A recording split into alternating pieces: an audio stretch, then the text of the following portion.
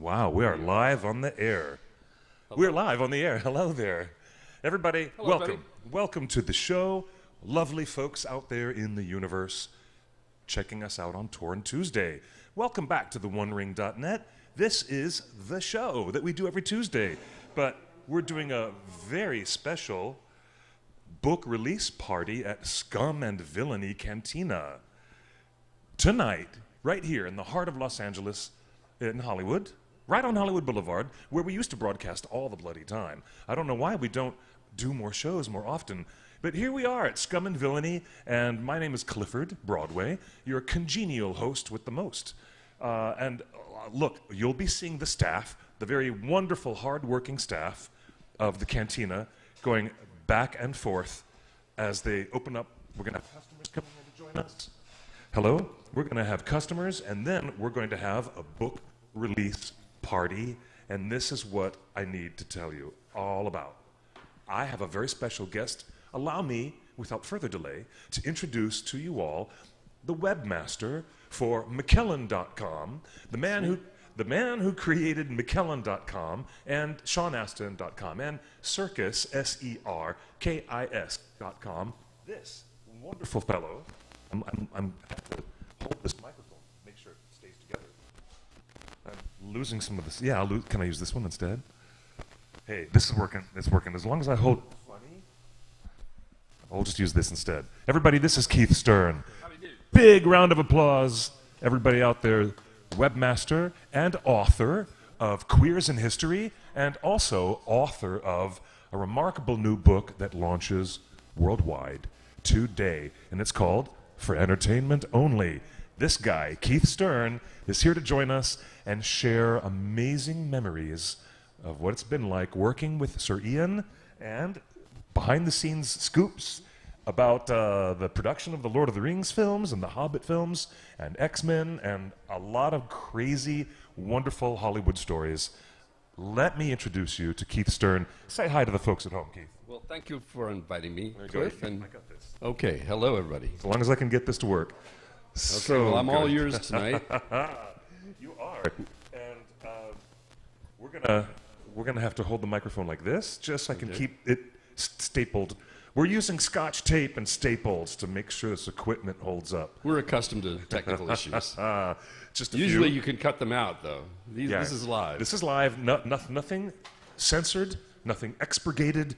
This is the unexpurgated version of Torn Tuesday. Well, it's always live. It's always anyway. Brace yourselves. So good to see you, Keith. Keith has been a friend and an employer and a confidant and a man about town, and I've known him forever and ever. Amen. I don't know how long, but Well, I'm very lucky to know you. I'm very lucky to And, know you. I'm very lucky to have known a lot of the people that I've met in the course of the past 40, 50, 60 years. Yeah, just a couple. And so this is going to be my debut memoir. If people like this one, I've got another one on the way. A whole different life. My friend, you haven't aged a day. You haven't aged a day. You have not. He needed to have someone help him out as an office assistant at McKellen.com.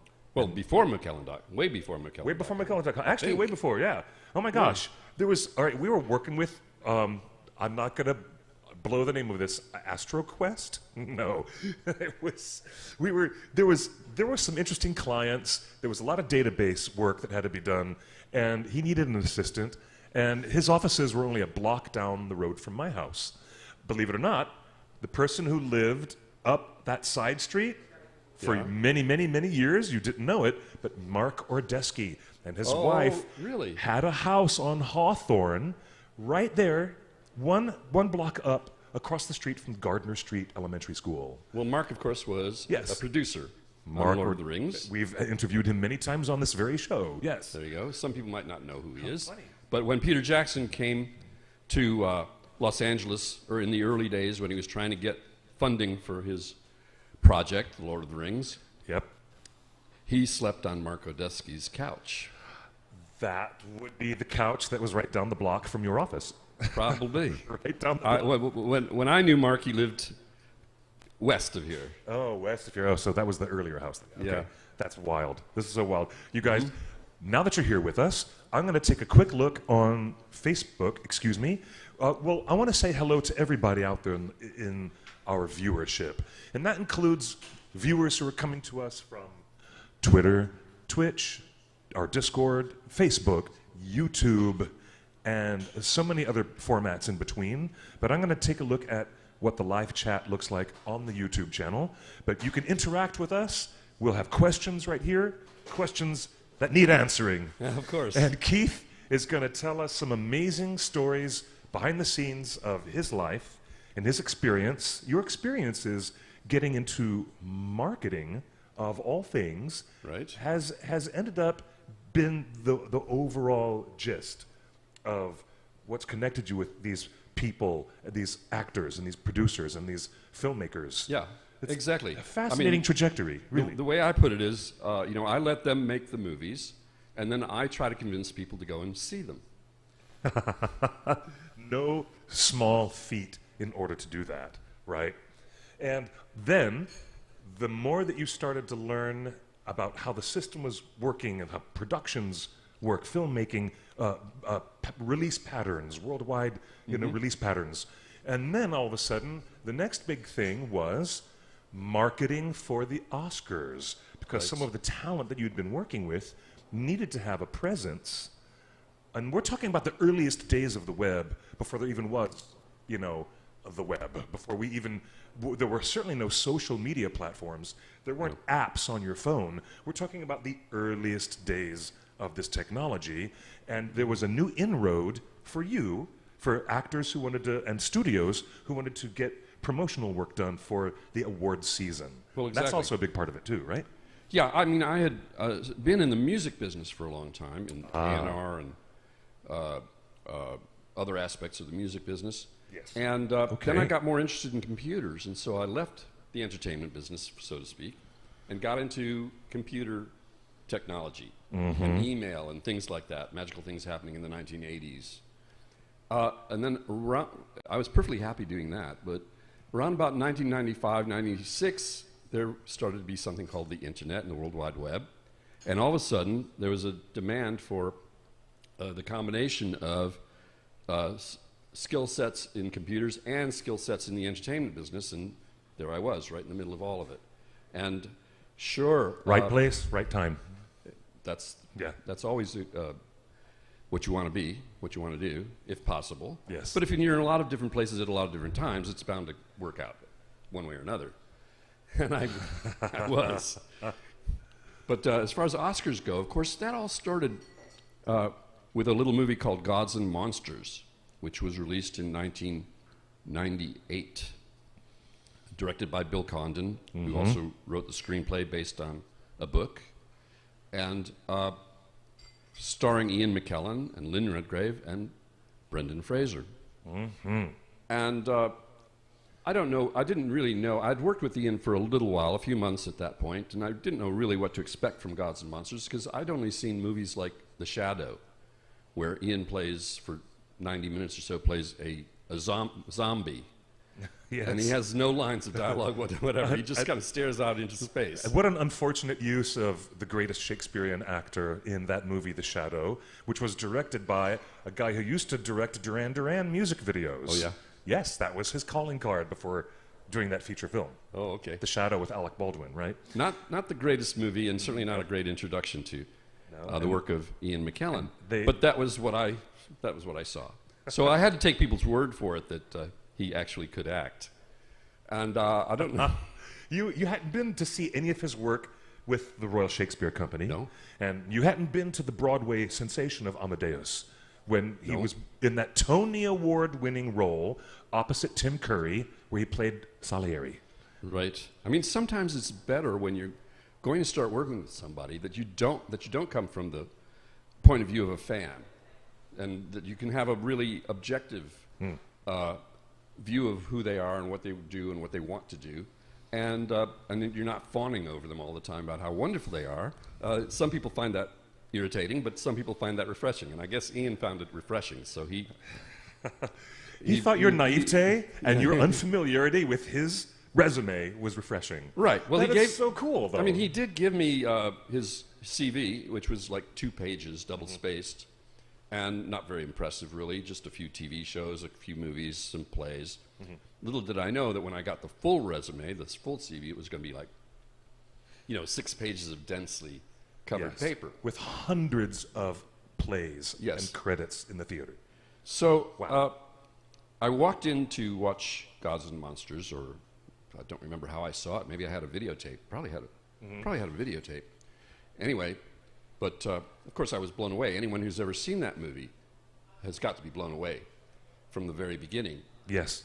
And I was so excited that when I was done with it, I sat down at my computer and sent Ian an email, and I said, "The Oscar campaign begins here." Ooh, yeah, absolutely. Now- Oh my gosh. Now, for all I know, they had been plotting an Oscar campaign for some time, but I don't think so. But that was Lionsgate. At the time. Lionsgate Films. Lionsgate was releasing that film. Right. Yes. And they had released another film about a year earlier, which was very similar on the same theme of an older gay man, well established, and cultivating the friendship of a younger, hunky, good looking man, Jason Priestley in this case, and John Hurt, playing the older part. Yes. It's a wonderful movie called Death on Long Island, is it called? Something like that. Life and Death on Long Island. Life and Death on Long Island. Yeah, I remember that film now. Wow. They didn't have a whole lot of luck with that film. It did gross about $3 million, which was the supposed ceiling for any film that might have some gay content in it. People thought the most we could possibly sell would be $3 million worth of box office in the U.S. So I think that's rather what they were expecting from Gods and Monsters, and that certainly wouldn't support a big Oscar campaign or anything like that. So as far as I know, that is where the Oscar campaign began, with that email. And Wow. over the years, I probably worked on about, I think, 25 or 30 Oscar campaigns, and probably, I think, got about 50 nominations and probably won about 20, 25 Oscars. And not me personally, obviously, but Yeah. the films and projects that I worked on, films that I worked on. Wow. Yeah. Blown away.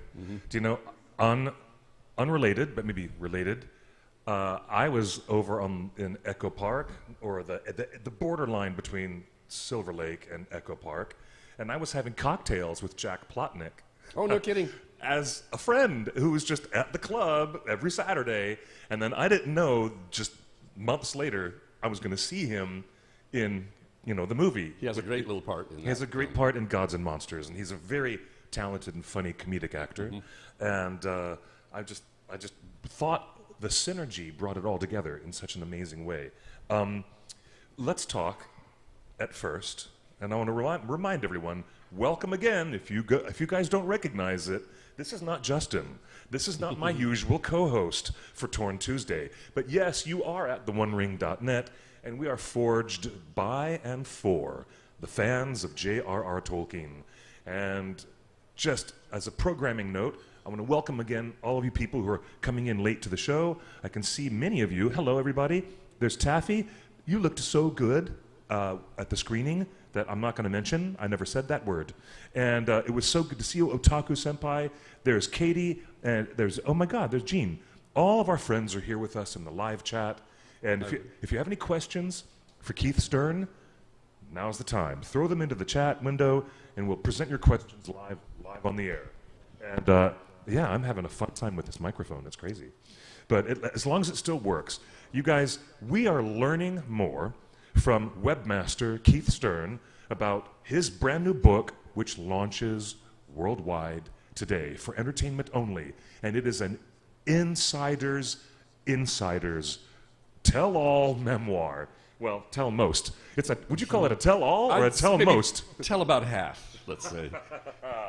Wait for the next book for the rest of it. But the funny part that you mentioned in your book was that you're confident that Sir Ian will not write an autobiography or a memoir. Right. And so you've got some of these stories to tell that he probably would have parlayed as storytelling in, Well, he has. Yes. In fact, I mean, I gave him, when I saw him a few months ago, I gave him an advanced copy of my book.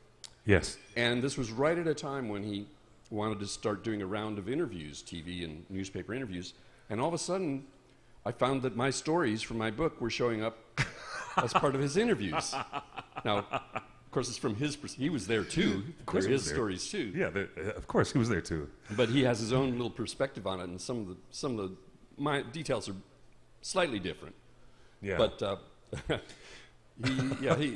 he stole 3 or 4 good ones from me, but that's okay. Of course it's totally okay. Sir Ian stealing anecdotes, but they were his too, right? Exactly. But that is so funny. That's the thing about a memoir is it's your memories. Yeah. And other people were there. They have their own memories, which may be significantly different from yours. And so the beauty of the memoir is just that it's a cohesive look at one person's remembrance about a series of events. And it's kind of like a biopic or a biographical motion picture. You start, with the childhood, and you go through the teenage years and the various struggles and this and that, and it goes through right to today, really, or at least a few weeks ago when I finished the book. Wow. And so it's one story, but it's the whole story, the whole thing of that particular story, which is how I achieved some of my most basic goals in life through learning to sell stuff, promote stuff, market stuff, and hopefully I'll do a good job with this book too. I hope so. I'm excited. I've already been nose deep into this book with amazing stories of things happening in the past.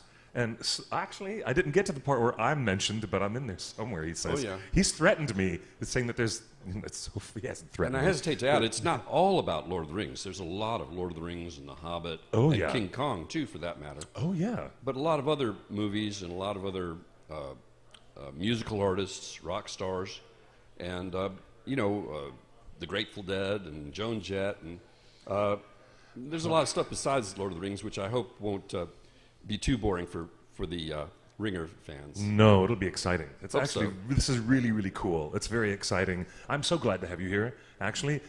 Yes, live chatters have noticed that is Mr. Tumnus from the Chronicles of Narnia. The whole live chat has been like, oh God, there's Mr. Tumnus. Do you want to come and say hi real quick? Because we can pretend we went through the wardrobe. Mr. Hello Tumnus? there. I'm just doing my job back here. He's just doing his job back here, trying to make sure that little lost British children do not take any boxes of Turkish delight from anybody whose name is the White Witch. You're just trying to look out for the little ones, Or just right? don't take them from me either. Right? I don't have good treats for people, but they take them anyway. Thank you, Mr. Tumnus. It's lovely to have you here. Okay, now we've got the fans all satisfied with that. That's very good. We had to do that. Cliff, I brought stuff. I've got show and tell stuff. Mr. Keith Stern is not only going to take us down memory lane, but he's got hidden in these nondescript UPS shipping boxes is a treasure trove of really amazing stuff. I'm excited for the show and tell. Shall we begin? Shall we begin? Well, I think we better. We should. Let's do that. Let's do some of the show and tell. Well, you guys come up with questions. If you have anything to ask about, hey, like, what's it like working with Bill Condon? Or is Ian McKellen really a vegetarian? I've heard that. Anything you want to ask, guys, this is the man who knows. Well, those are 2 questions I can answer. Those are 2 questions you can answer. There's some other questions that you might ask that he might not know. But raise your hand in the chat if you have been to McKellen.com. What a wonderful place. And you know what? You were right. In your book, Ian was responding to fans in an all-original way that hardly anybody else in Hollywood was doing. The other actors and actresses were not even aware of the technology or utilizing it as a space for outreach to fans and to get a leg up, in communicating directly with the audience. You were part of that at the very nascent beginning of that. Right. That was a time when everybody in Hollywood thought that the internet was just a gimmick, and that it probably wasn't going to last, and so they weren't going to invest very much time or money. Oh, really? Figuring it out. A gimmick. Yeah. Wow. Because to them, computers equals geeks, equals young people, science fiction fans perhaps, fantasy fans perhaps, but no serious people would be interested in something like a website. So the business utility of this was not something that the studios were aware of or were implementing. Not at all. Wow. There were a Wild. few official websites for films like Stargate where they were aimed at that particular audience that Hollywood thought was the 100% of the audience on the internet. Nerd specific. Yeah. Niche. Really niche. So in 1998, when we did the official site for Gods and Monsters, it was just about the only picture nominated for an Oscar that had its own official website. Wow. None of the other films had bothered. And so what I knew that other people didn't know in the business, since I was working as a computer consultant and working with a lot of older people who were in the Academy of Motion Picture Arts and Sciences who had the money to spend on computers, and I was being hired to set them up in their offices or their dens or their libraries. And CompuWeb. Yeah. Yes, I remember. and they had these wonderful, powerful computers hooked up to the internet, and there was nothing for them to see. Yeah. Nothing for them to do there. In the earliest days of the internet, I was lucky to be able to pull up a page about some university somewhere across the country. I was lucky to find any of those web pages that gave me any basic information. I mean, we take it all for granted now, is the point. But back then, it was also taken for granted because it was an undiscovered country. Right, we had the playing field pretty much to ourselves that year. That's a little Star Trek joke for you. Oh, The undiscovered country, yes. all right. Sorry. I should write a chapter on the undiscovered country You should. Oh my God. in the next book. Okay. Oh my God. This is So, you guys. This is so exciting for me to actually have Keith here and talk we about we this kind of stuff. had the search engines to ourselves. Anybody looking for information about the Oscars in 2000, the year next, or 1999, the next year, Yeah. they would come across godsandmonsters.net, which was our website. And I was really hyping it up and talking about how wonderful the performances were and how wonderful the script was and how wonderful Lynn Redgrave was, which she was, and Yes. how wonderful Brendan was and how wonderful Ian was, and blah, blah, blah. And every trick in the book that I could think of to put in that website. And indeed, when the nominations were announced, there were 3 Oscar nominations for that little picture. Yes. One for Ian McKellen, Best Actor. Yes. One for Lynn Redgrave, Best Yeah. Supporting Actress. Yes. And one for Bill Condon for writing the screenplay. Bill won. Bill won. He did. The other He 2 did. went on. Now, Lynn won just about every other award that year, though. Yes. So She did. Oh, she won the Indie Spirit Award. She Yeah. won the Golden Globe. that's right. So, was that Sir Ian McKellen's first Oscar nomination? Yes. So exciting. So exciting. And it is directly connected to the fact that there was such heightened exposure because of godsandmonsters.net. Well, that's what I say. I would say too. Now, for those younglings, and I know there are some younglings here in the live chat, and for those folks out there at home, if you haven't seen Gods and Monsters, it is about famous Hollywood director James Whale, who was the British openly gay director who created the very first Frankenstein movie for Universal Pictures. Biggest thing that Universal had, and still something that they're banking on with all these big announcements they're making about their theme park, their the dark, dark and what is it called? The Universal theme park is going to be like Dark Horizons or Dark Universe. Thank you, Dark Universe. So they're still cashing in on Universal monsters. They're still doing that. And Of course, he followed it up with The Bride of Frankenstein, which is a wonderful movie. James Whale also did Bride of Frankenstein as well. And then he did The Invisible Man. Wasn't James Whale one of the very first, at that level, openly gay film directors in Hollywood at the time? Well, there were 2 or 3 others. Just wasn't talked about much. No, it wasn't talked about much, and Whale was just maybe a little more open about it than others. He would have fun with it, and Yeah. and he delighted in kind of irritating the studio executives with the fact that he had a boyfriend. So Wild. He was a little more out than the others were. If you guys think that you know Ian McKellen and you've only been watching Lord of the Rings films, go further back and check out his Richard III and Cold Comfort Farm, and definitely check out Gods and Monsters, one of my favorite films of all time. It's great stuff. So, So speaking of the Oscars, well, what I have around my neck right now well, let's see. is a jade necklace. That is a punamu. It is a punama. It's a punamu from New Zealand. Yes. And in 2004, of course, The Return of the King was nominated for 13 Oscars. Yeah. 13? The Return of the King was nominated for 11. I believe it won 11 out of 11 Oscars. Okay, there you go. Yes, yes. Lucky 11. Mm-hmm. And Ian had been given a Panama of his own, but he couldn't find it. I see. So at the last minute, he had to borrow this one from me. Oh, that's excellent. And this is the one that he wore on stage as he presented the clip of Return of the King for its nomination as Best Picture. Yes. And I was very lucky to get it back the next day. You were very, well, wait. Later that night, there was a big party that you all came to that I was the master of ceremonies for. Yes, that's right. It was a big fan event because the OneRing.net created this wild, huge, over-the-top, and very well-attended Oscar party. And we did it for all 3 films 3 years in a row.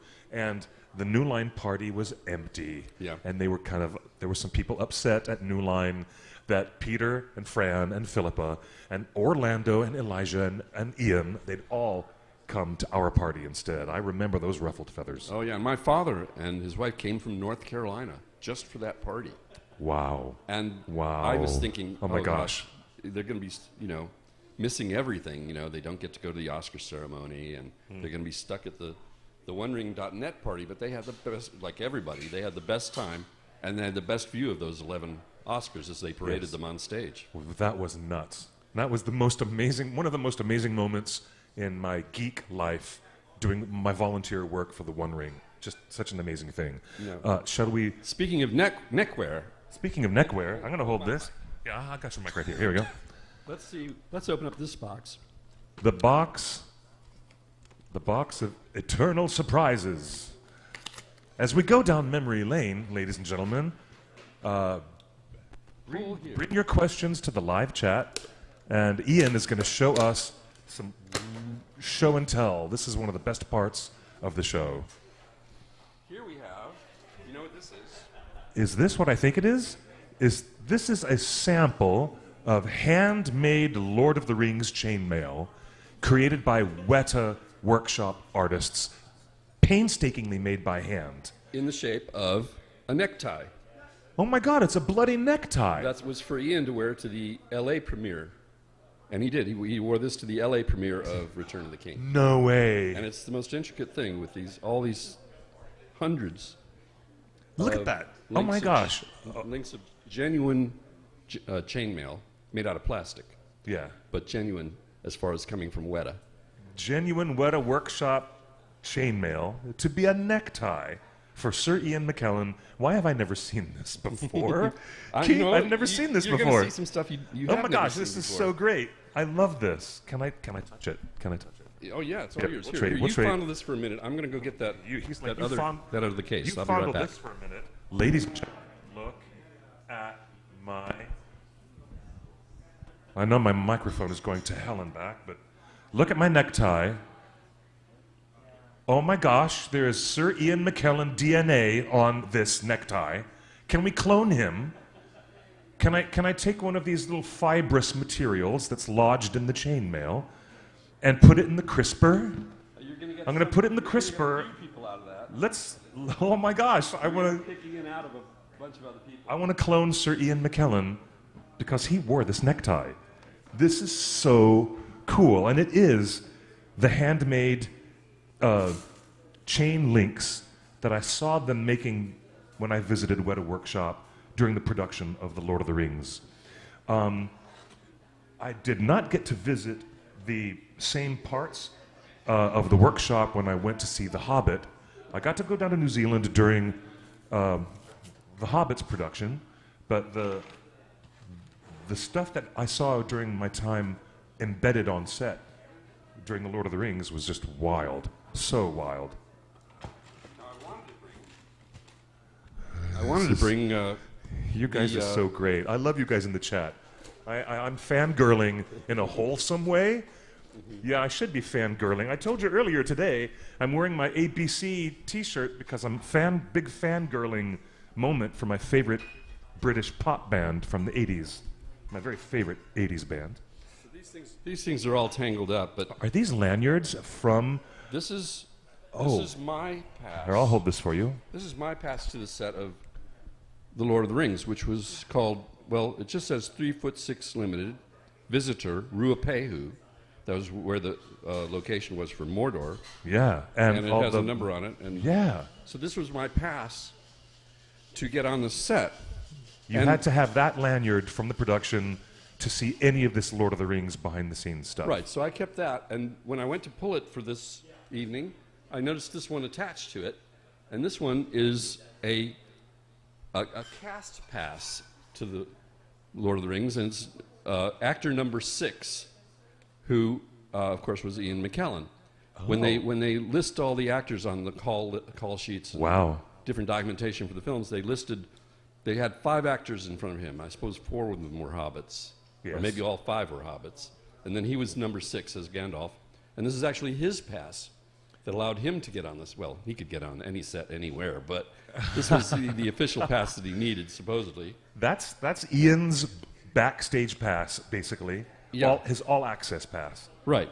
Wow. And then I also have this one for X-Men, X2. okay. This is Ian's pass for X2. Let's fill in that gap in the story because while you were so hard at work with Bill and the team at Gods and Monsters, Yeah.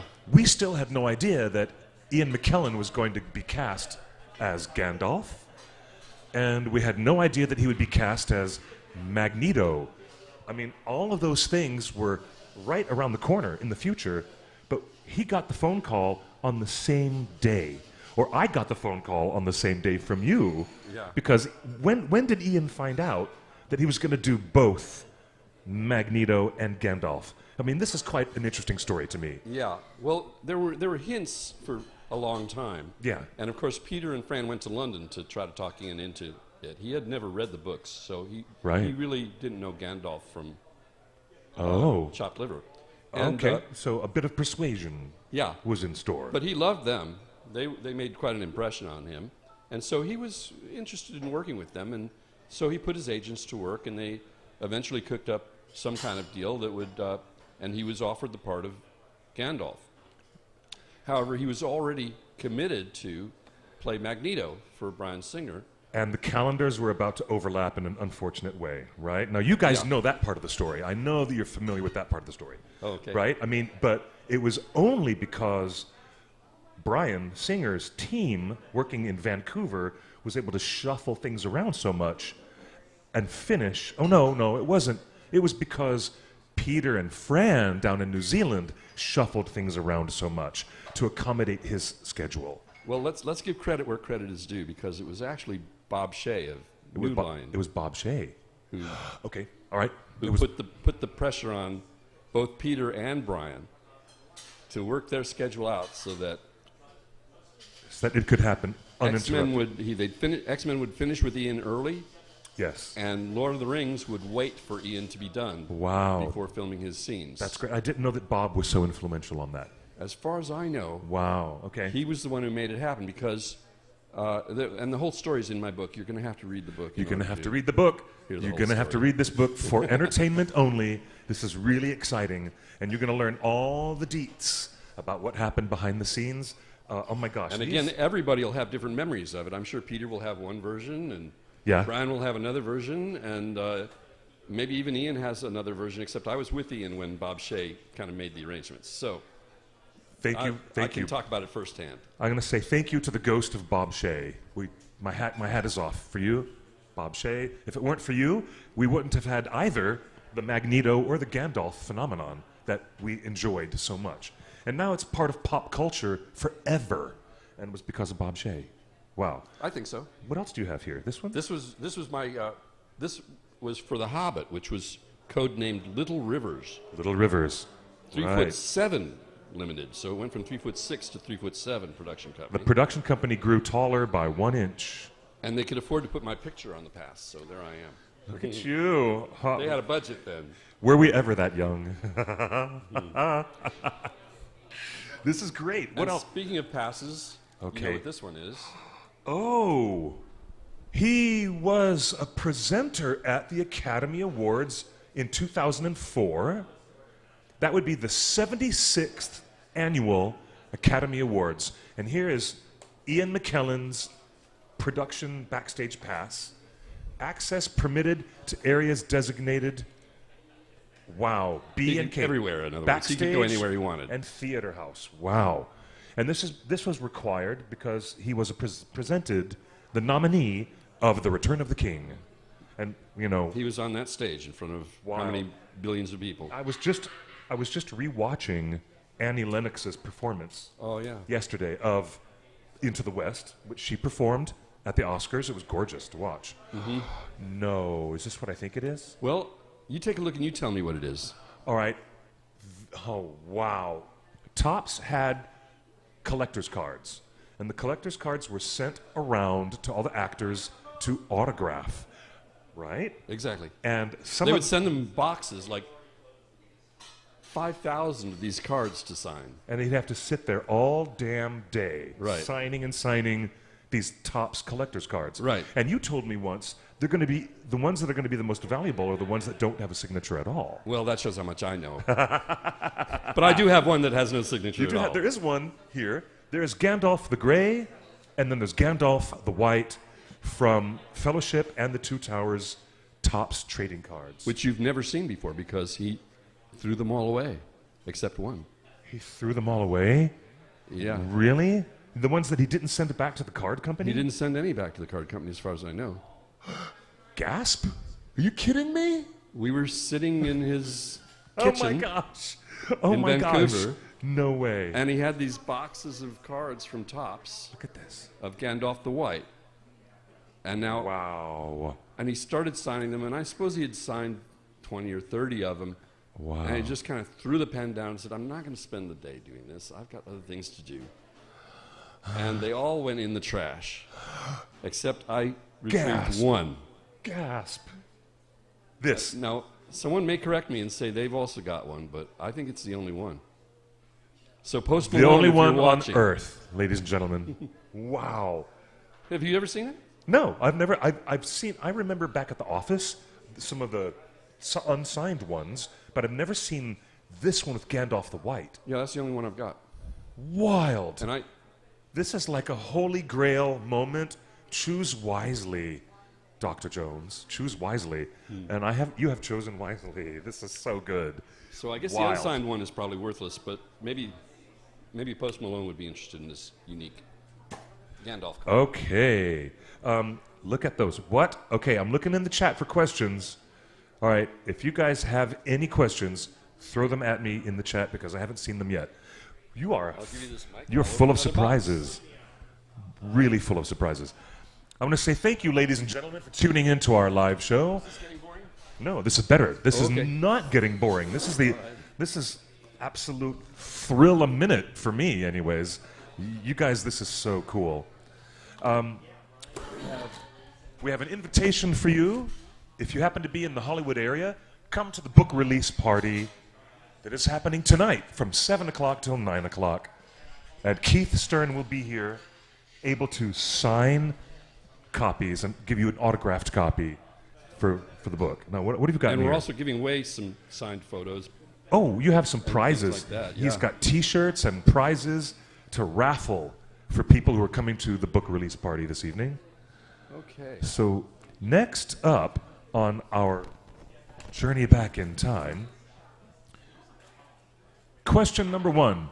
Is it okay to ask what your favorite or fondest memory is of working with Sir Ian? Oh, working with Sir Ian. My Yes. fondest memory of... Oh, there's probably Oh, quite a few. I think... That's like Sophie's Choice, you know. Yeah. I mean, we had a lot of... we did a lot of fun things together that weren't necessarily work-related, you know, traveling around and touristing and things like that. Yes. But as far as work goes, I will never forget the day that they filmed the scene of Gandalf the White returning for the first time, where he's in Yes. the forest with the lights behind Yeah. him and the smoke. Yes. And I was probably about 40 or 50 feet away behind the camera. Wow. And so I could just barely hear him speaking. And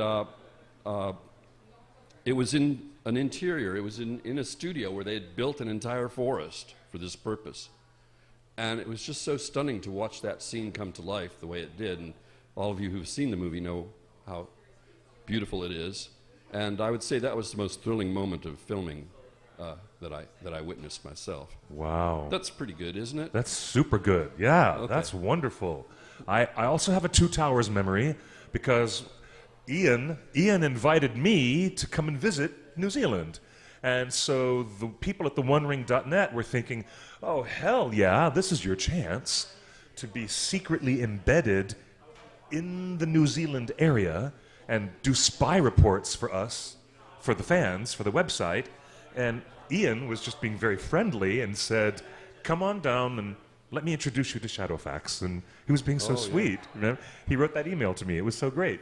And I went down to, I didn't get to meet Shadowfax until days later, but I was there for the filming of The Healing of Theoden. The healing scenes in the Golden Hall of That must have Edoras. been very interesting. Yeah, I was there when they were filming those scenes.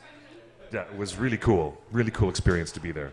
And yeah, Brad Dourif was so intense I could barely stand next to him. He was so intense. Well, that's the thing. You're had in that energy. these big warehouses with all this equipment and the lights hanging and people doing stuff, and it's still totally magical to watch what is happening in front of the camera. Yeah. It's really, really quite an experience, and I recommend it if you can have that opportunity. Absolutely. Absolutely. I mean, I remember watching the scenes of in The Hobbit where Galadriel and Gandalf kind of snog each other a little bit. Oh, when they get kind of kissy face? Yes. Yeah, everyone loves that behind the scenes clip of the two of them going, Yeah, and I had actually set up a little office on the set of Rivendell that they weren't using at that time. Yeah. And it was just a little bit, 10 feet down from where the broken sword was kept in a case. Yeah. And so I was all set up there, and I got to watch them filming those scenes on the other side of the studio. Those were great too. And another man, an American, came up and sat next to me at that point, introduced himself, was Alan Horn. Alan Horn? Alan Horn. He was the president of Warner Brothers. Oh, hello. Yeah. What? Well, exactly. The president of Warner Brothers sits next to you and says hello. Yeah, exactly. Oh my gosh, wow. So we were the only two civilians. We didn't have anything else to do. Really? Okay, next question from the live chat. Are you all right? Want to get some water? I do need some. All right. Hey, you know what? Can I ask Dylan, my dear boy? You're so kind. Thank you. We're going to get Keith some water. All right. Another question. Where do you see the example you and Sir Ian set back in the way that actors interact with fans today? Or what example did you two want to set back then? Right. Well, Ian was a bit of a fan himself. Thank you, Mr. Tumnus. Thank you, Mr. Tumnus. It's right there for you. Thank you. Now, that's great. That's a really good question. It's a very good question. What is it that McKellen.com created? You did say that you had an open submission for people to send a private message, and he was getting up to 200 a day. Right away. Right away, and you had to shut that off the website because he was getting inundated with fan messages. That only lasted about 2 weeks. Really? Okay, see. So the first 2 weeks that the website was open, Yes. right at the bottom there was a little link, send an email to Ian McKellen. You'd click that link and the email would go directly to his email box through the magic of forwarding. And he answered a few of the questions that came in that way, but eventually, like I said, it was 200 a day.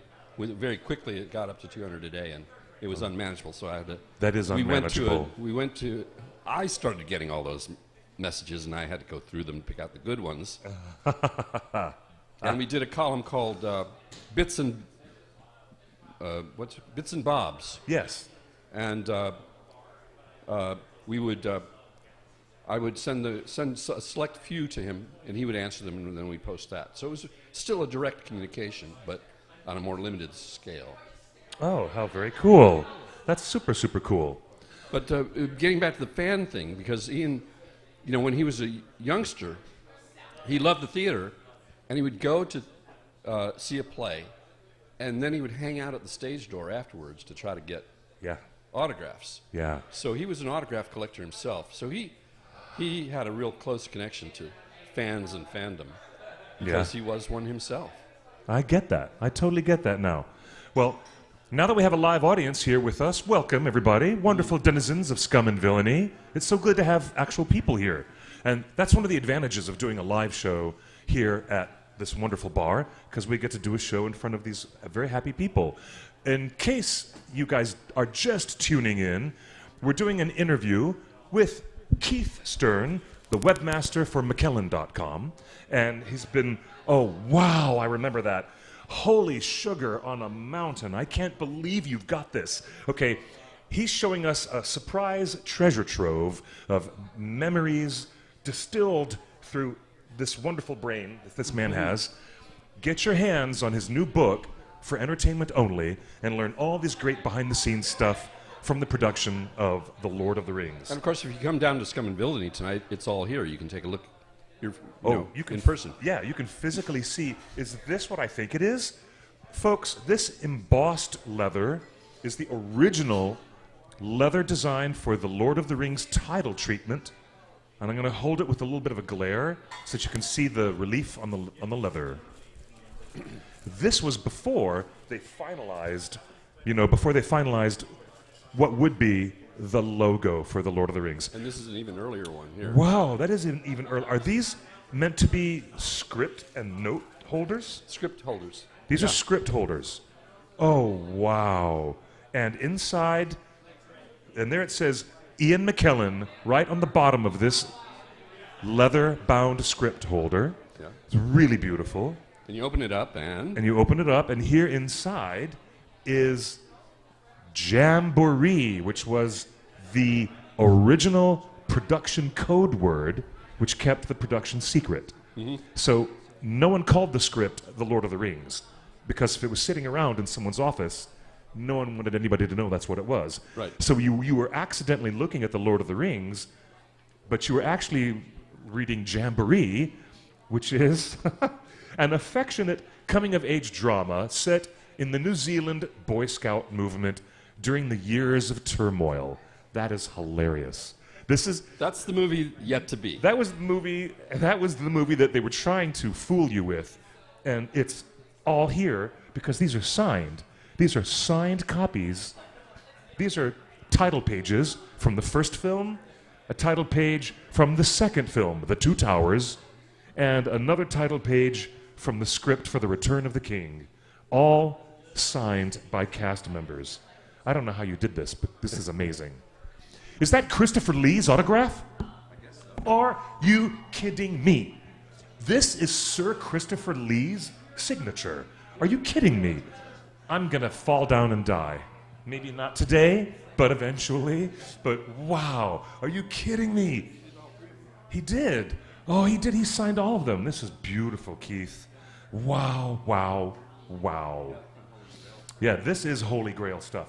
And the counters are clean, so we're not going to get anything. Our fingers are clean. We're wearing dust-proof gloves. This is gorgeous. And this is an even earlier script holder. When they had even less money. Yeah. When they had even lower budget, they just had a very plain... This says The Lord of the Rings, and it says Sir Ian McKellen on the bottom with his proper title. Wow. And here, I think you've seen this before. This is so cool. You can unpack Oh, well, this is my handwriting. This happens to be my handwriting from when? 1999 or 2001? Yeah, 2000. Maybe 2001. Photos, fabric, and keepsakes.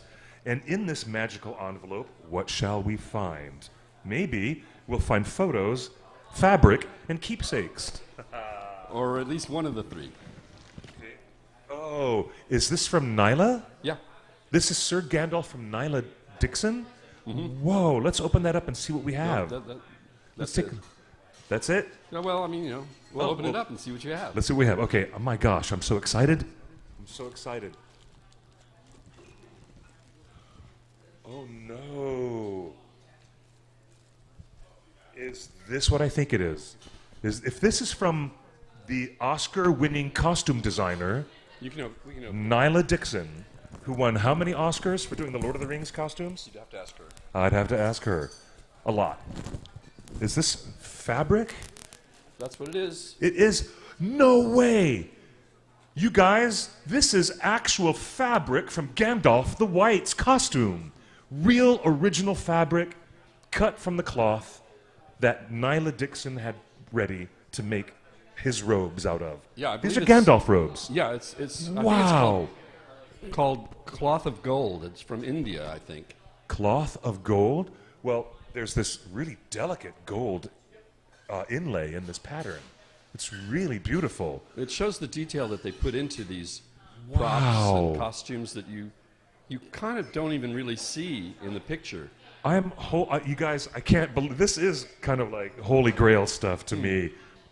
This is the fabric that was cut and made into Gandalf's robes Gandalf for the his White. transformation into Gandalf Gandalf the the White, not the gray. Yeah, this is stunning. Absolutely mind blown.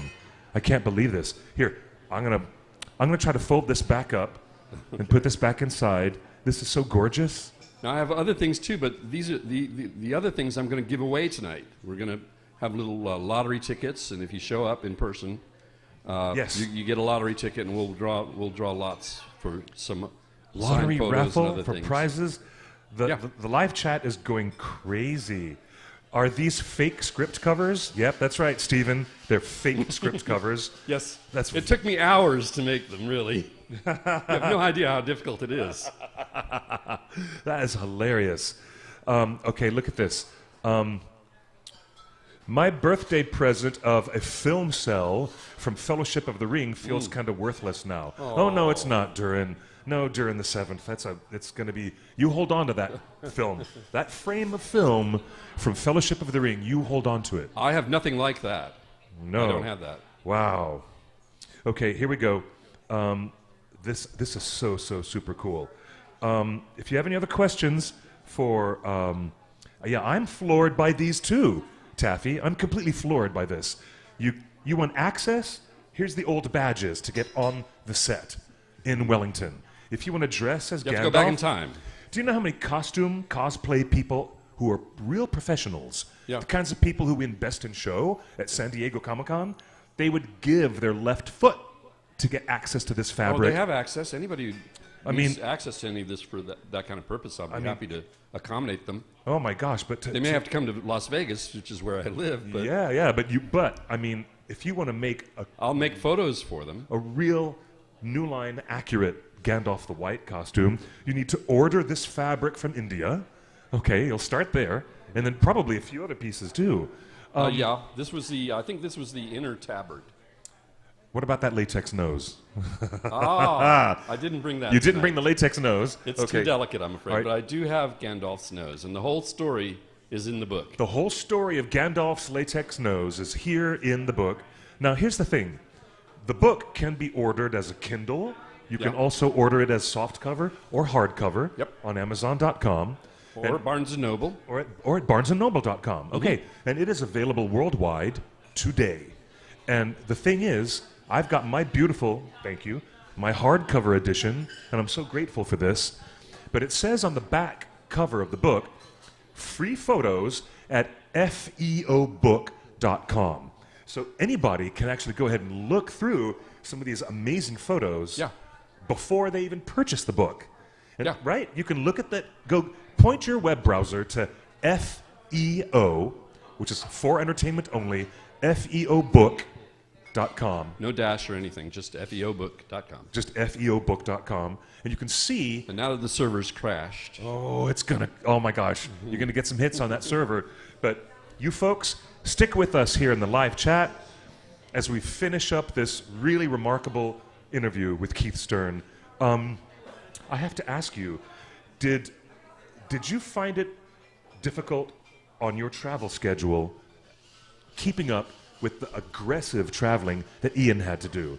I mean, sometimes he's in Vancouver and he's doing yet another X-Men movie, and then bam, he's in England and he's on stage doing something with the RSC, the Royal Shakespeare Company, and then bam, you're on a plane tailgating right there behind him to New Zealand. Yeah. How many times have you been around the world and back? I mean, a really? dozen or two. I do enjoy traveling, Yeah. and I did learn that the best way to travel to New Zealand from Los Angeles. Oh, tell me. Well, it's Air New Zealand, of course. Oh, only the one and only Air New Zealand. Yes. But the first time I did that, we were about halfway, well, a little bit more than halfway to Auckland, Yeah. because you couldn't fly directly to Wellington. And the pilot said, look down now and you'll see the Polynesian Islands, Tahiti. And I looked down out my window, and sure enough, there was Tahiti, and we're flying right over it. Wow. Wow. And what I realized was that rather than doing a 13-hour trip from Los Angeles to Auckland, I could do 8 hours to Tahiti, take a day or two or three off, And relax. relax on the Tahitian Islands. and then do the other 5 hours. Wow. And the cost was really about the same Okay. as a direct flight, or maybe even less. I don't know. But Wow, that works. but that's how I That's bore up under the travel. That's now, of pretty course, good. because I couldn't always fly first class. Sometimes I would luck out and get first class or business class, but as long I can handle economy for 8 hours, but it's not easy doing 13 hours. That's for no, sure. it's awful to do economy Yeah. class on a Pan-Pacific flight. I'm But, telling you. You know, I bring my own It's food, bad. I bring my own water, I bring a blanket, a pillow, and I try as much to sleep as I try to sleep as much as possible on those long flights. Yes. And that's how I manage. And there, it doesn't matter whether you're in economy or an Emirates suite. It's still 10 or 12 hours in an elevator, as far as I'm concerned. Yeah, definitely. I get it. They just, I mean, but bless your heart for having the stamina to keep up with Ian McKellen, because he is such a globetrotter. Oh, yeah. And he's in demand all the time. I And mean, we did do a lot of traveling and vacationing together, and it's always at top speed. He's always in a hurry. yeah, And yeah.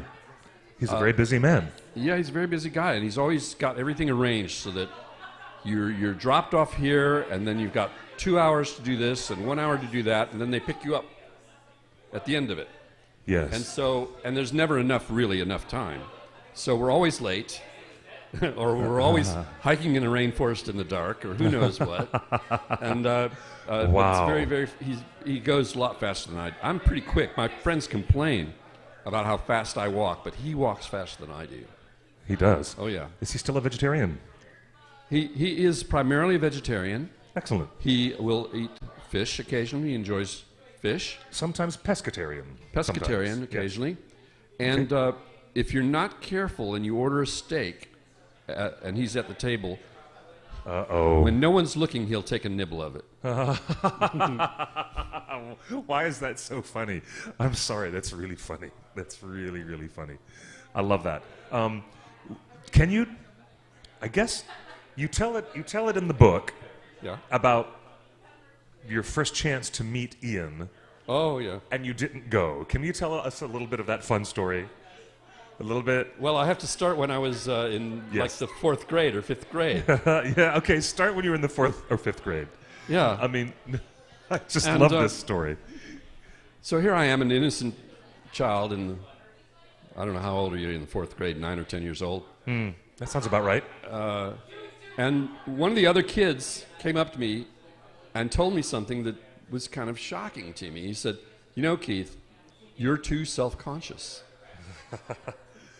And I had no idea what he was talking about. And I finally figured it out many years later when I was invited to meet Ian for the first time. And it was going to be a party at his house in Hollywood that he was renting in Hollywood. Ah, And okay. so I got the invitation kind of at the last minute,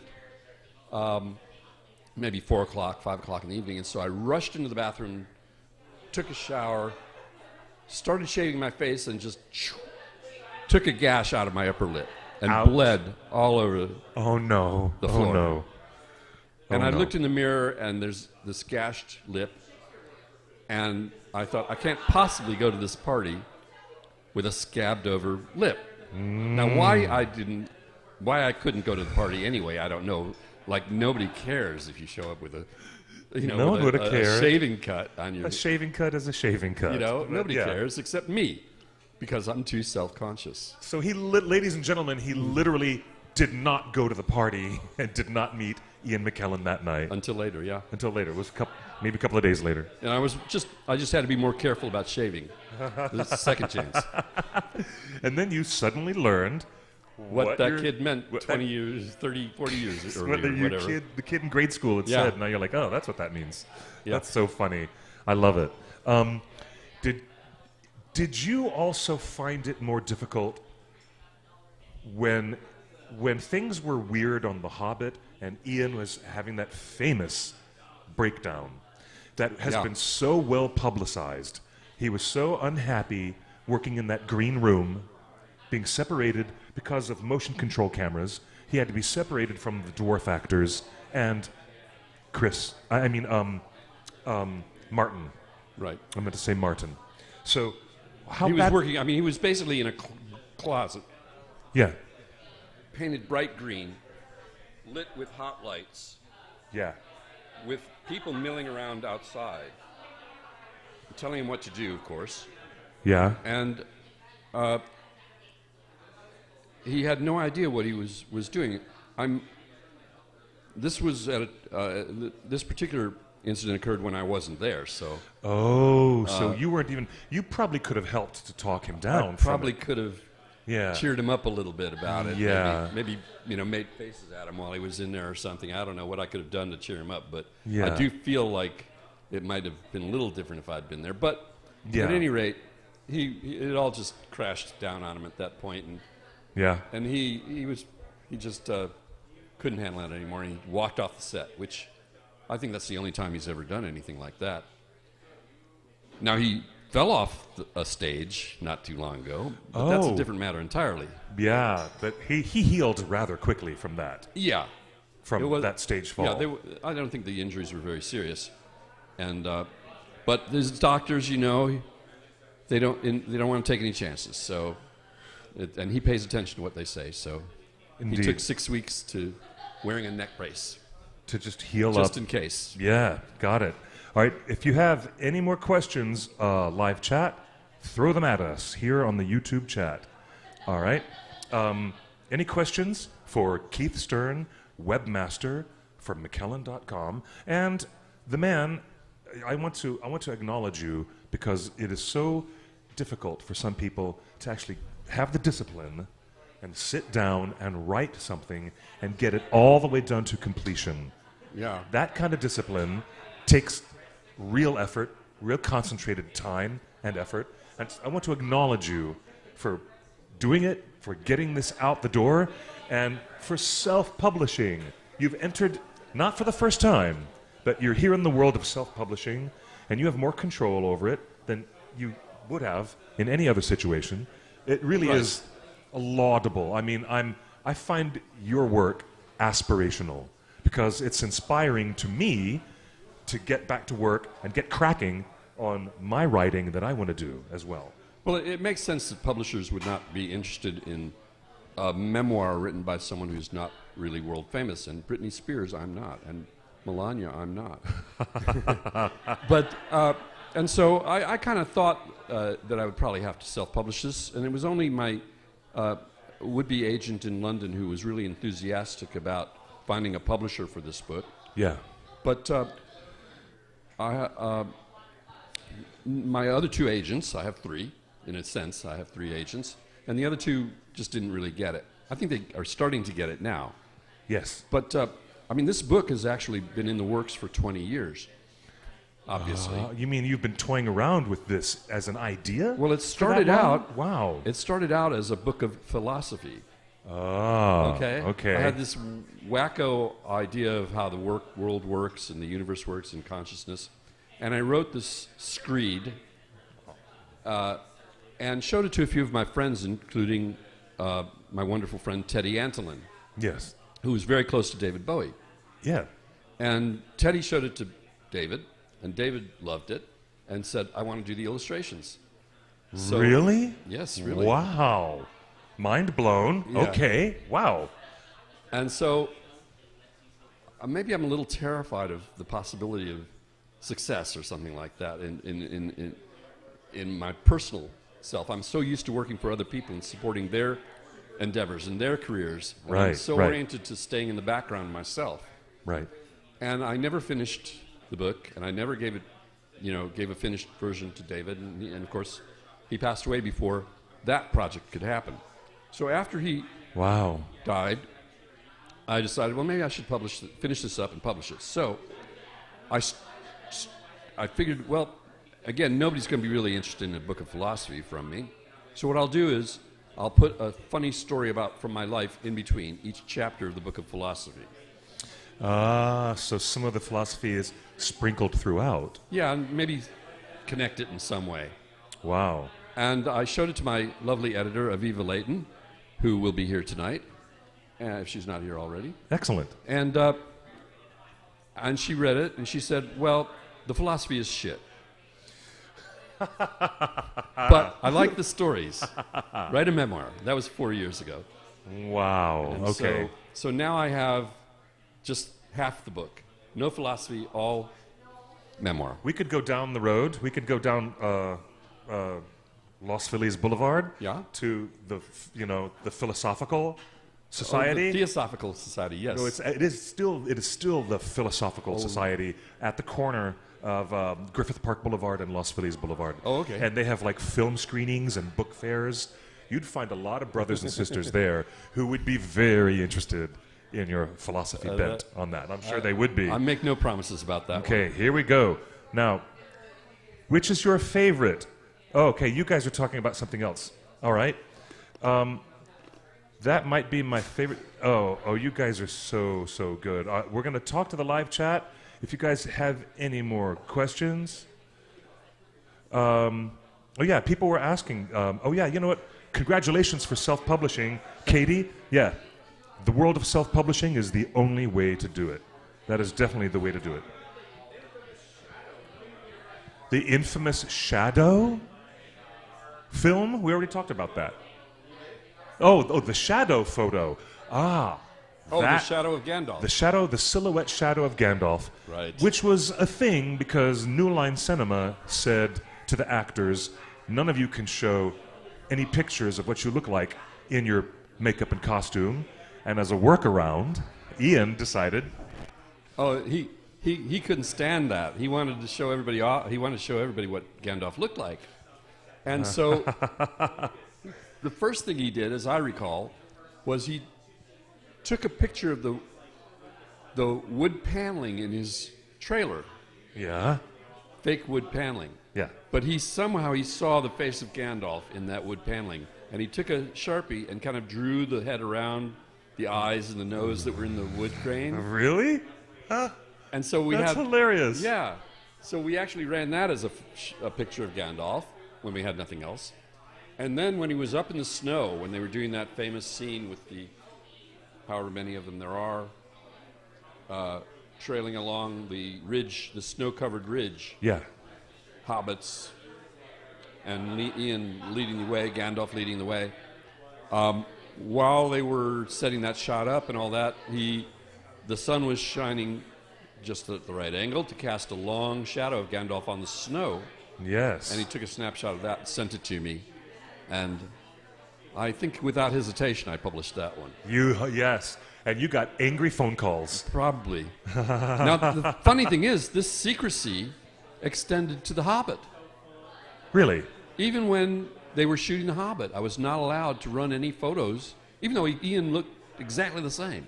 Because they wanted to recreate the same look for Gandalf the Grey. Yeah, they had the exact same look for Gandalf the Grey. Yeah. But I had to take pictures of him walking from behind. I could get pictures of him behind, and then he had this big umbrella, and he would hide behind the umbrella. But I was not allowed to show any photos of Gandalf's face from The Hobbit. Really? Even though everybody All had right. already seen it. Here's a question that I Yeah. have. Here's a question I have. Can you describe some of the weirdest studio interference that you got with McKellen.com? And I want to make a mention to the audience that might not know the wonderful Gray book, and that would also be a sister publication online, the White Book, right? Yeah. Those are journals of Ian McKellen sharing his own personal stories and memories of the production. And you were publishing these online as a blog before the word blog was even a thing. Years before people would say, oh, it's a weblog posting. Yeah. But Ian was telling... Or a journal. Or a journal, yeah. So you had such a... there was breakthrough after breakthrough after breakthrough. You doing very early things. Did you get clapback from anybody at any point for what Ian was publishing in the Grey Book? Constantly. Constantly? Really? Yeah. Really? Tell me. They complained about everything that we did. Really? Yeah. Because they were terrified that people would actually learn something about the plot of the movies from the things that Ian was writing. From books that had been published back in the 1950s. That everybody had read from the 50s. 20 times, Oh my gosh, that's and ridiculous. And they were terrified that people would actually get some idea of what the movies were about. They wanted to keep everything top secret. And, I guess it's their project. They have a right to run it the way they want to. But I dread what would have happened to those movies if they had prevailed and kept it completely secret until the day of release. Right. It would have been, I think... Right. I think the hardcore fans would have jumped on every variation from the holy text and would have trashed the films if they hadn't been kept in the loop through the whole process. Right. And you personally did more to foster the relationship with fans, with Ian. And Sean and Andy. And Sean and Andy, and those websites and as well. And others. Andrew Jack, the dialect coach. Yeah. Andrew Jackman, the dialect coach. Bless his heart. You did more to foster these relationships with the fans and for the audience to have a more involved understanding than the studio was even doing. Yeah. And I can say that because I also felt part of my responsibility as a writer for theonering.net that I was also giving the audience more than the studio was over all those years. Yeah. Well, again, I was coming from the music business, right, where you do whatever you can to get any kind of attention, and you don't give away plots, and you're not giving away, you're not worried about giving away the way the singer looks and things like that. It's a different attitude, and I kind of brought a little bit of that attitude into marketing for the movies. Right. But I knew for sure that there was a hardcore fan base of people who loved Tolkien and treasured those books and were very worried about how those books were going to be treated in these movies. Yeah, of here course. You had basically an unknown director and a relatively small budget of $100 million to begin with. And what was he going to be able to do with it? And he was, he was going to have to cut this and cut that, right? Shortchange this and and so those fans were very worried about what the films were going to be like. And did anybody care? Did the filmmakers care? Did the studios care? Well, Ian and Sean and Andy demonstrated that they at least cared because they communicated with the fans and told them what they could about what was going on and encouraged them that things were being done properly, that the material was being treated well. And I think by including the hardcore fans in that loop, it made them a little more tolerant of and receptive to the films that landed on the screen. Indeed, very much so. I see that our, Justin is hard at work as the man behind the curtain who you're not supposed to pay attention to, and every now and then he's putting up really wonderful still photos, some stills that are from feobook.com. Oh, okay. And there it is. See, look, he's sharing that. McKellen.com, galleries. Oh, he's sharing images from McKellen.com galleries. Cool. And you know what? You used the word galleries way before Instagram, way before anybody else existed using words like that. Well, I remember having to sit down and think, what are we going to call it? Yeah.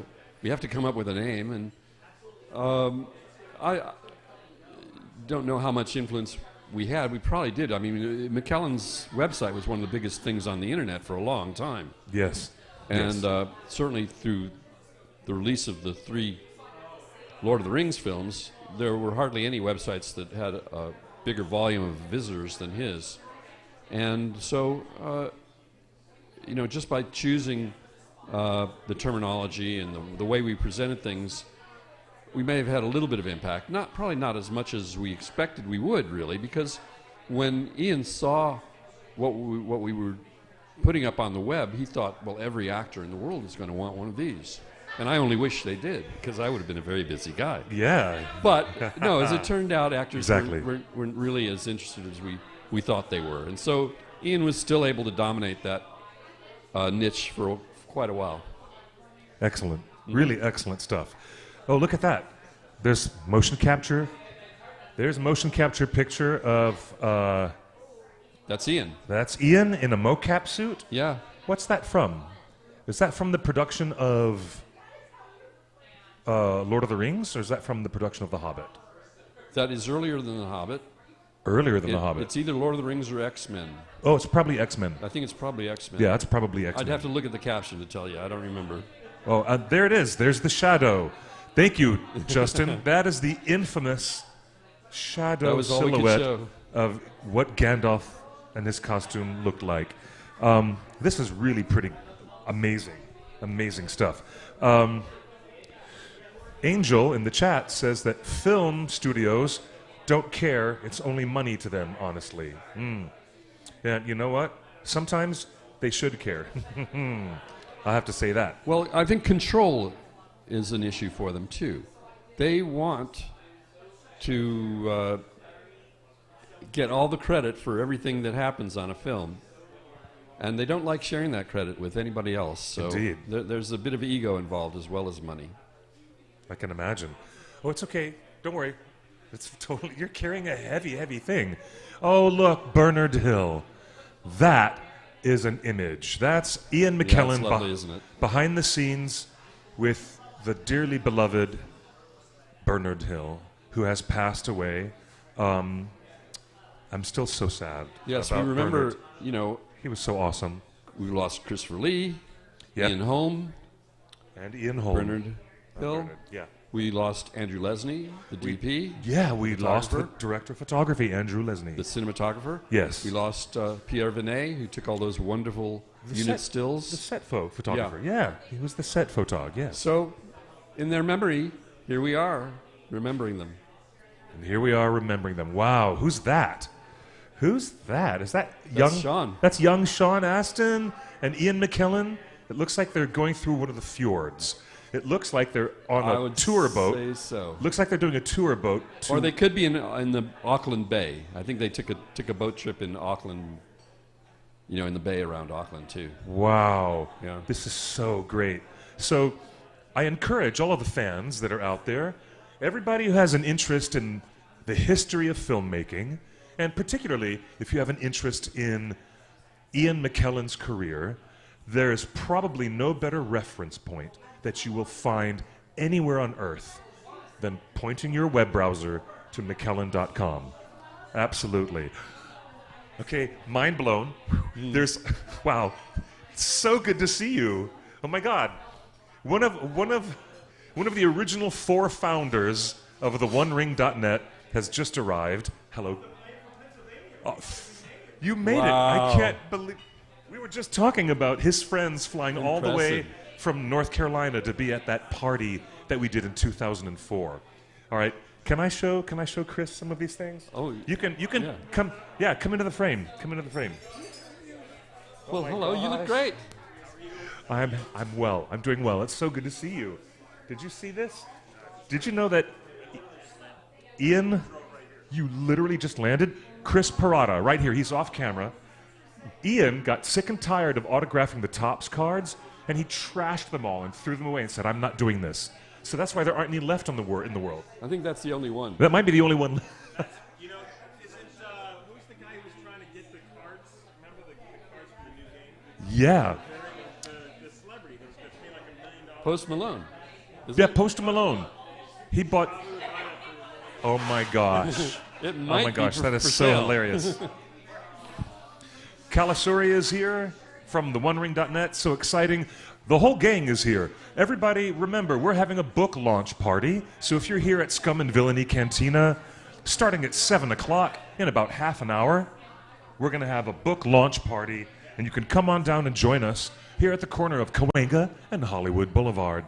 Come on into Scum and Villainy and get your copy of For Entertainment Only and get it signed. All right. So we're going to close our show in about 10 more minutes. Well, here, you have to show this then. Oh, before we close the show, I want to put some of these things away properly. Ooh, a nomination certificate? That's what it is. A nomination certificate? You don't see one of those every day. No, you don't. What? Meaning a certificate of being nominated for an Oscar? Take a look. Oh my gosh, are you serious? You guys, I can't believe this. Oh my gosh. Wow. There it is. The Oscar statue embossed. Academy of Motion Picture Arts and Sciences. And when you open it up and you look inside, whoa. I've never seen this. Certificate of Nomination for Award. Ladies and gentlemen, this is Sir Ian McKellen's nomination. Nominated for an Academy Award of Merit for Outstanding Performance in Actor in a Supporting Role. Wow. The Lord of the Rings, The Fellowship of the Ring. It says, be it known that. Whoa! It literally says, be it known that Ian McKellen is nominated for an Academy Award of Merit. And it's absolutely gorgeous. Isn't that beautiful? This is gorgeous. They do a nice job there. I've never seen one of these Even if things. you don't get the statue, at least you get the certificate. In my whole life, I've never seen one of these things. Wow. Do you know what? I love Mr. Broadbent. We all love Jim Broadbent, admittedly. But I'm sorry, Ian, you were robbed. Ian, you were robbed for Best Supporting Actor. And you have to read my book to find out who robbed him. It wasn't Jim. And it wasn't Jim Broadbent who robbed him. That is so gorgeous. That is so fabulous. Are you kidding me? Wow, Keith, you've got some of the most amazing surprises. All right, before we close the show. Here, let me have that. Oh, all right. Oh, I'm going to put it away. He's going to put that away.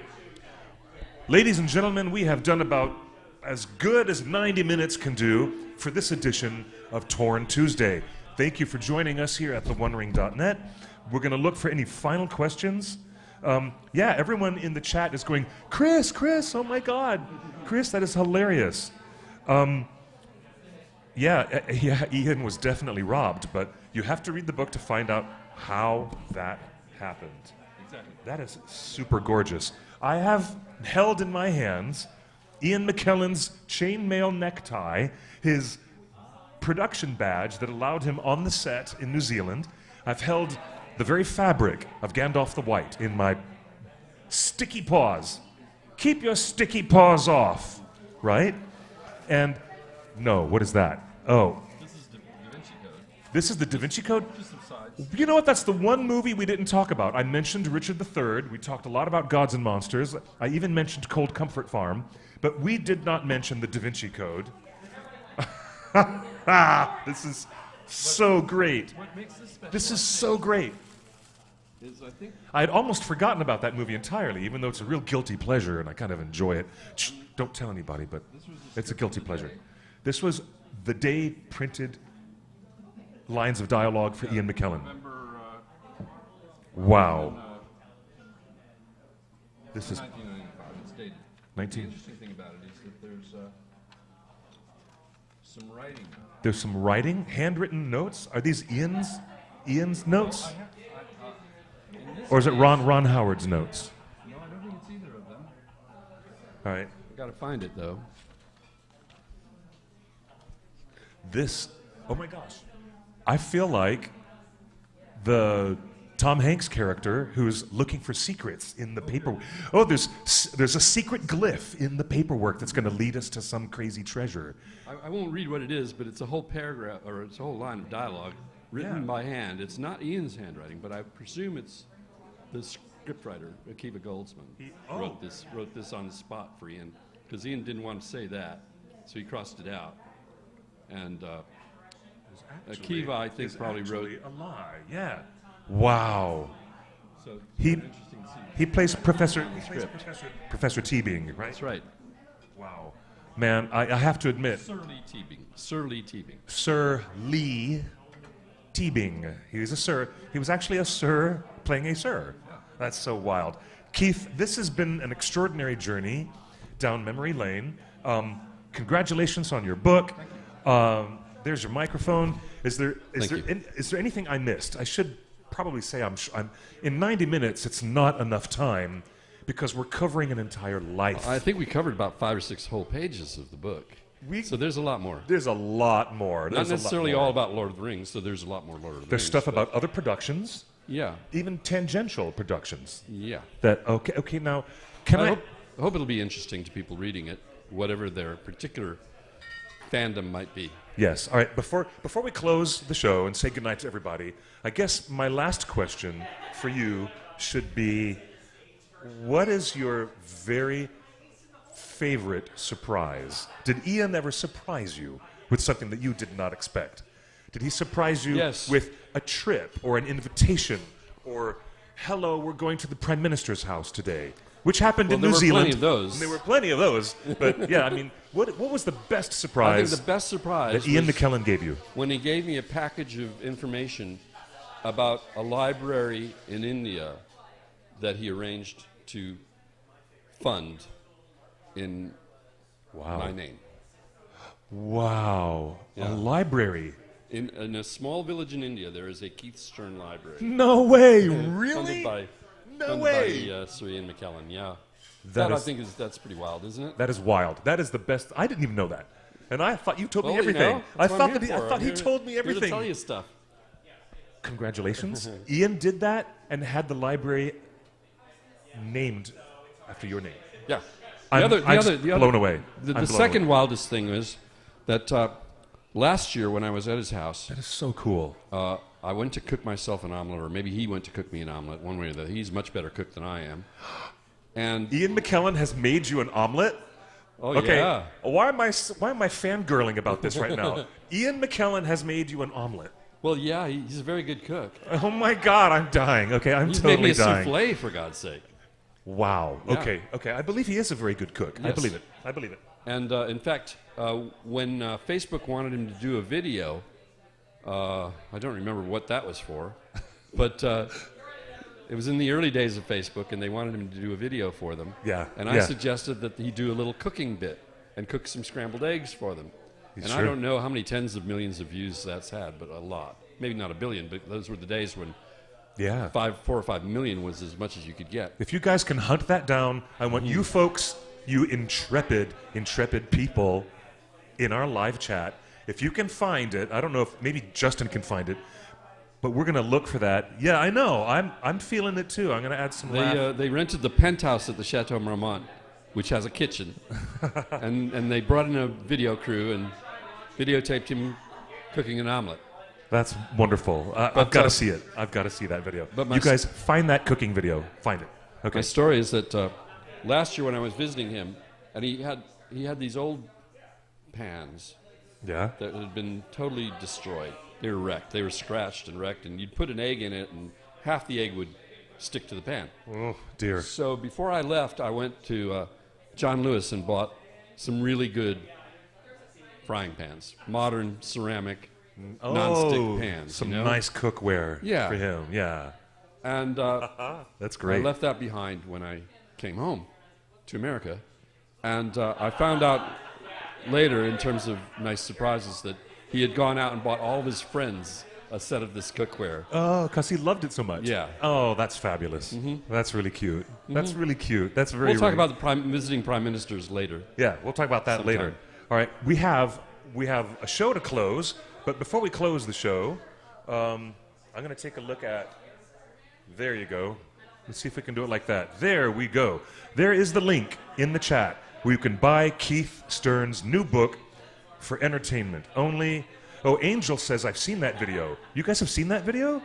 I haven't seen it. I've never seen Ian cooking eggs on Facebook. That is hilarious. Okay. Wait, what brand? She's like, what brand? Oh, did you say the brand, brand? Of cookware? Well, Did you say the brand of cookware? I mean, the best I could find at John Lewis was the green pan. Those are very, very good. There are better pans in the world, but the green pans are very, very good. Okay, that's The, excellent. the top of their line, green pans. They make cheaper pans too, but the really good ones are very good. My professional opinion. There is so much more in this book. We didn't even mention the miniature war with Scientology that you had. We didn't even mention that. We didn't even mention some of the wild adventures that you had working on other films and just trying to bring other people in the studio system up to speed with what this new technology was capable of.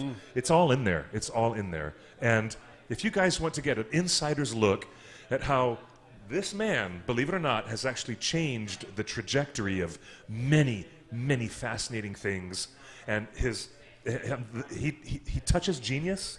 Oh. This man touches on genius. I've worked with him for years. I've known him for years. And I say that with full confidence. Get your hands on this book. And hey, again, we welcome you to come on down to Scum and Villainy Cantina and join us for the book launch party, which starts in about 25 minutes. All right, We're going to have our let's do it. book launch. All right. Thank you, everybody out there in the whole World Wide Webs. It is lovely to see you again on the internet. If you're going to follow us on theonering.net. Point your web browser to your web page right there. And there we are, theonering.net. If you want to follow us on any other social platforms, take out the dot, and it's just the One Ring Net. You can follow us on our Discord for some of the best people who have the most enriching and wise conversations. It's a wonderful place, really supportive and beautiful community of Lord of the Rings fans right there on our Torn Discord. And if you want to follow me, I am QuickBeam2000 on Instagram and Twitter, but not for long. Gonna be on Blue Sky very soon. Yeah, let's go. Bye-bye. Bye-bye Dumpster Fire Twitter. Thank you, everybody. Yes. And you know what? You guys, thank you, because you're our audience who is ever faithful and evergreen. Thank you for joining us again. And when you write your memoir, I promise to read it. Yes, and when you write your memoir, I'm going to read it too, probably live on the air right now on Torn Tuesday, just to cause you extreme embarrassment. No, I'm not going to do that, I swear. You guys have been such a beautiful group. Thank you again for joining us in the live chat. Keith, congratulations again. Well, thanks. Published again. Well done, sir. Published again. We'll see you guys next Tuesday at 5 p.m. Pacific time, same bat time, same bat channel, for another heavy dose of hobbits, wizards, dwarves, dragons, and all kinds of mischief in between. May the hair on your toes never fall out. It's going to be a good week. Take care of one another. Be safe. Be good to one another. I miss you guys. Until next Tuesday at 5 o'clock when we can do all this super fun stuff all over again. And make sure you check out news and announcements at theonering.net on our main page. And we'll see you next Tuesday at 5 p.m. Justin, are you ready to take us out? I hear him in the background. Pay no attention to that little green man behind the green curtain. And I'm going to say my usual signing off. Thank you and good night. Or better yet, buenos noches y buena suerte. Bye-bye, everybody. For entertainment only, feobook.com. There you go.